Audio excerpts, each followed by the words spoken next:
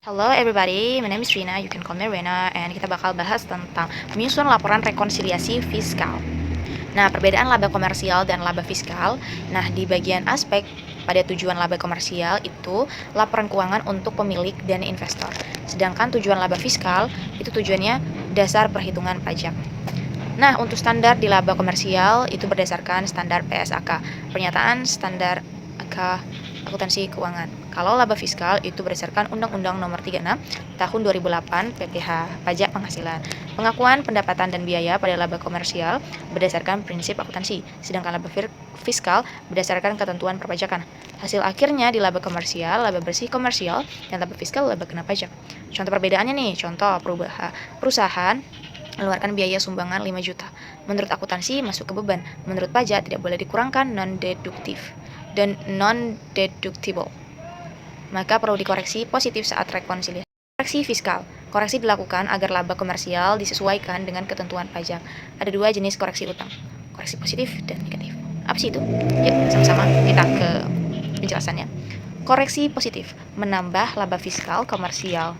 Menambah laba fiskal karena biaya tidak diakui menurut pajak. Contohnya, biaya pribadi pemilik, denda pajak, penyusutan komersial lebih besar dari fiskal. Rumusnya laba fiskal sama dengan laba komersial ditambah koreksi positif.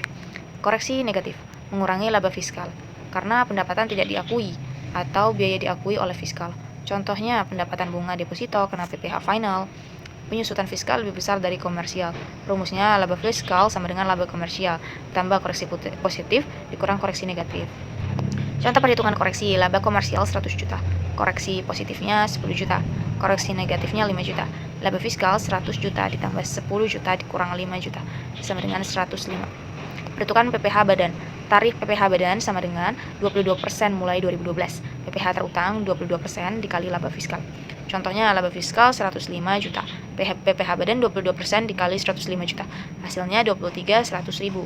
Jurnal perhitungan PPh badan. Saat mencatat beban pajak penghasilan 23 juta 100 ribu, pada utang pajak penghasilan 23 juta 100 ribu. Saat membayar utang pajak penghasilan 23 100 ribu, pada kas 23 100 ribu. Kesimpulannya, rekonsiliasi fiskal penting untuk menyesuaikan laba komersial dengan aturan pajak. Perbedaan muncul karena perbedaan prinsip pengakuan dan pengukuran. Koreksi positif menambah laba fiskal, koreksi negatif menguranginya. Hasil akhirnya digunakan untuk menghitung PPh badan yang terutang. Goodbye and see you next time.